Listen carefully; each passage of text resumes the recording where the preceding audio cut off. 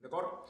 Bueno, doncs aviam, comencem. Una de les coses que Sort va fer millor i que tothom li reconeix van ser els seus estudis. Ell va fer moltes peces per practicar. D'acord? I després, ell va fer molta carrera, va estar a Rússia, va estar a París, va ser un músic molt, molt reconegut. Tu dius Ferran Sort a Austràlia i la gent sap qui és, en els entorns musicals. Ho dius a Nova Zelanda i la gent sap qui és Ferran Sort. És un músic d'una trajectòria tremenda. Així que, si us sembla bé, el que avui volia ensenyar-vos són, primer, dos estudis de Sort, que és un dels seus llegats més importants, una de les seves peces d'èxit, una de les més famoses, que va fer unes variacions sobre unes àrees d'una òpera de Mozart, de la flauta màgica, i després, perquè us féssiu la idea, tocaré una peça que està dedicada i inspirada en la música de Sort, que va escriure un compositor del segle XX. Us ensenyo primer dos estudis, que són peces curtetes. Algun d'ells l'havia tocat jo quan tenia la vostra edat. Veureu que són molt, molt bonics. Sort el que va fer, per fer-vos una idea, si no coneixeu molt la guitarra, coneixeu potser que la gent fa així. Aquest tipus de coses s'acompanyen. I Sort va trobar un llenguatge, una manera de tractar l'instrument, per això se'l considera el pare de la guitarra moderna, on podia compondre la música que es feia en el seu temps. Ell tenia una formació tremenda, té òperes, té molts quartets, té moltes coses, on posava aquesta música i la feia cabre dins de la guitarra. Dos estudis. Aquest, me'n recordo jo que l'havia tocat quan era com vosaltres, i no l'havia tornat a tocar fins fa no res, que vaig pensar, has de tocar aquí.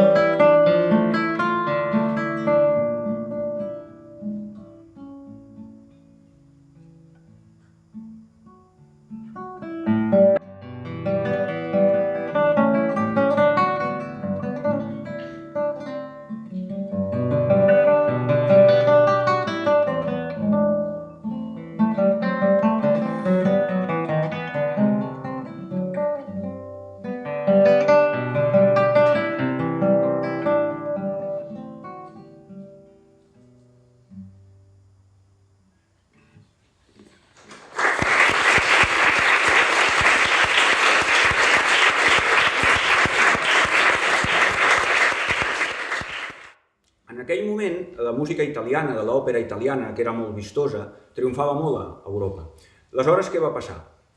Sort vivia a París i va sentir una versió d'una part de la flauta màgica que es diu Das klingt so herrlich, que és O que bé que sona, però que l'havien transcrit i n'havien fet una cançó en italià, que es deia O cara armonia. I ell, sobre aquesta cançó, en va fer una sèrie de variacions. Què passava? Aquestes variacions també era l'època dels grans virtuosos. La gent volia lluir, volien demostrar el que era la seva capacitat, tocant i lluint. I això és segurament l'obra més famosa pel públic general de Ferran Sort, que són les variacions sobre un tema de la flauta màgica. Té una introducció, després ve el tema i després venen unes variacions.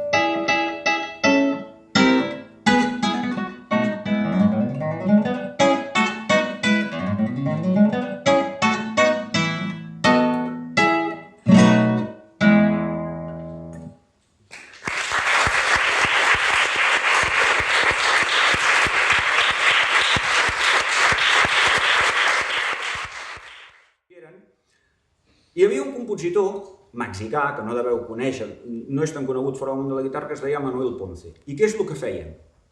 Com que no hi havia tant repertori clàssic, Andrés Segovia, que era el guitarrista, li demanava que escrivís obres i la feien passar per obres d'altres autors. Aleshores deia, escriu una obra que sigui més complexa, que es tingui l'estil clàssic i la farem passar per una obra de sort. Ni de broma, passar per una obra de sort, però en alguns programes ho feien passar. Després, aquesta obra va quedar com la sonata clàssica de Ponce, que és un homenatge a Sort. I us la vull ensenyar perquè és una obra molt, molt bonica, és una sonata amb 4 moviments. A mi m'agrada molt i aquí també sentireu allò que us deia, es veu molt, que Ponce de Sort va agafar aquest tipus d'escriptura, que la podríem agafar i fer-la tocar un quartet, tranquil·lament, i moltes parts entrarien, si es distribuïssin les veus, i les podria tocar un quartet de corda. Sí? Els 4 moviments són Allegro, després hi ha un andante, després que és un moviment més lent, després hi ha un scherzo, no, és un minuet, perdoneu, i un allegretto.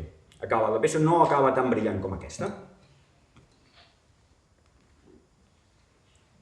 Intenta imitar, recordem-ho, l'estètica de Sort. Ells la intentaven fer passar per una obra de Sort. Una de les coses codalates que està escrita amb la tonalitat de La, que entra perfectament a la guitarra, aquesta és molt més complexa de tocar que algunes de Sort, i Sort gairebé mai no escrivia amb aquesta tonalitat. No sé per què.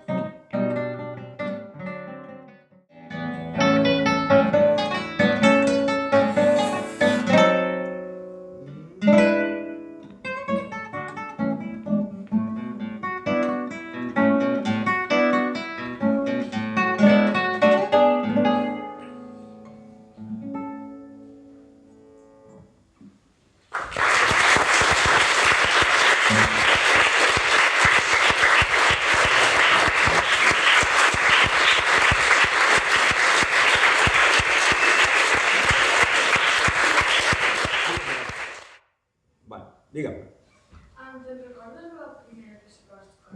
Uau! Em podrien recordar de la segona.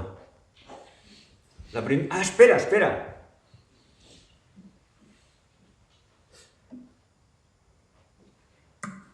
Ostres! Feia alguna cosa així, però una que em va caure també el primer examen, a veure, ara han passat masses anys,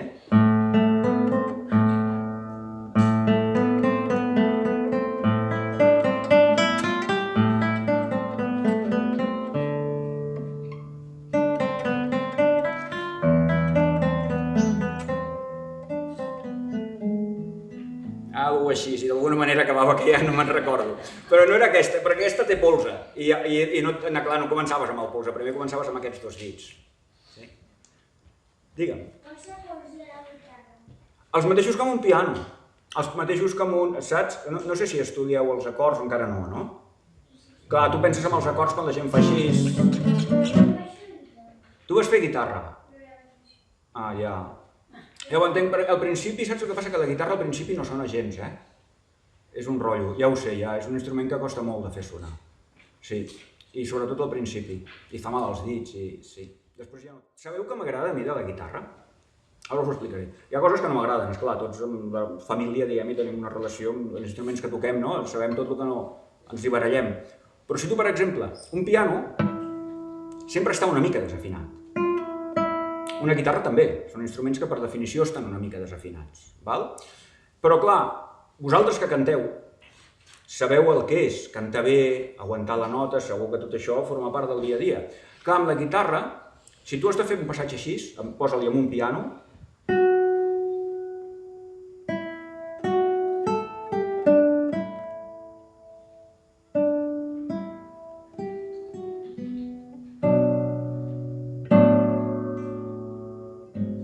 és molt més difícil.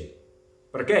Perquè el piano et farà això. Com que no pots fer vibrato, els pianistes han d'anar, els que estudieu piano ja ho sabeu, no? Per unir la nota, perquè el piano el que et dona és això.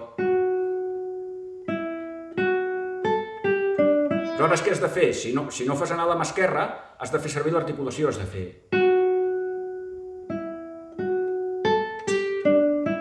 Perquè no soni dur. Clar, quan tu cantes pots fer... Tira... La guitarra no tens tant control com amb un instrument de vent, però sí que pots fer aquest.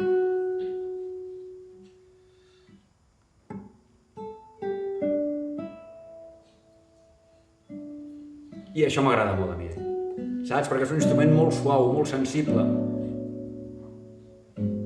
I pots controlar bastant l'afinació. No la controles perfecta, perquè també està... Tal com estan els trastes, no tot afina bé. I això és una de les coses que a mi m'agrada. M'agrada més tocar les coses que són molt més suaus perquè les pots controlar molt més, s'assembla molt més a quan cantes. En una universitat a Polònia. I vaig fer una classe sobre això, un que tocava. I un nano que tocava una barbaritat, un nano ucranià, i jo li vaig dir, però fill, això no acaba d'estar, saps? El sol, mi sol, mi sol, mi sol, mi sol, mi sol, mi sol, re... Clar, faig... Com és?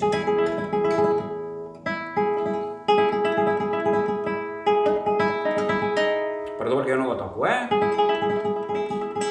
això està desafinat, noi? L'has de buscar. Clar, i quan el vam estar treballant, molta estona, va dir, què em va passar? I va venir un professor, em va dir, et convido a dinar i m'ho expliques. I vaig dir, bueno, si s'acaba ràpid, quan posis el dit, escolta. Saps? Que tampoc no... No, però també tot el treball del mig, fins a baixar el rec, com a mi va variar per deixar l'espai... Exacte, clar. I això amb la guitarra, no et pensis que no és tant de la cultura de l'instrument. Amb aquest instrument és més difícil que amb els instruments de sort, diguem. Perquè aquest instrument, una curiositat, i ara, Isidre, et contesto. Això que sembla que veiem una tapa, no és una tapa. Això són com dues cartolines de fusta enganxades al buit. El constructor, per fer aquesta guitarra, em va dir que triga un mes només en fer la tapa. Normalment, tallen dos trossos de la mateixa arbre i les enganxen. I ara la tecnologia, alguns instruments com aquests, si fes servir ara un instrument normal, veuríeu la diferència, amb aquestes coses no es poden fer, amb una guitarra normal. Què passa? Guanyes molta més nota, ja veieu que sona bastant grossa, un cop has tocat, el preu que pagues és que aquest control és pitjor. Aquest control és pitjor. Si ara jo arribo a casa i agafo una altra guitarra que tinc, quin gust tocar-la. El que passa és que per tocar en un espai gran, aquestes respiren millor. Aquesta es deixa tocar bastant. Però amb la guitarra no forma part molt de la cultura, això també. I és, clar, és bàsic amb un instrument. Pots deixar un consell? Mireu, jo us diria, els que voleu ser músics, aviam, què us diria? Els que voleu ser músics, Jo trobo que hi ha moltes maneres de ser músic. Molts dels estudiants que trobes a les escoles superiors volen ser músics per ser concertistes. I ser concertista és una manera de ser músic. Ser professor és una manera de ser músic. Dedicar-se a saber el per què tu et dediques. Quan tu fas una cosa per la feina, sempre hi ha una part bona i amb la feina n'hi ha una altra que no. Comprendre què és el que fas i després intentar disfrutar de la feina que fem. Aquesta seria, perquè la feina sempre té parts avorrides i parts més divertides i vegades que ho fas perquè toca, perquè per això és feina. Doncs intentar concentrar-se i recordar què és la part que ens agrada de fer aquesta feina, si volem ser músics. És la que jo els diria. Molt bé, doncs moltes gràcies.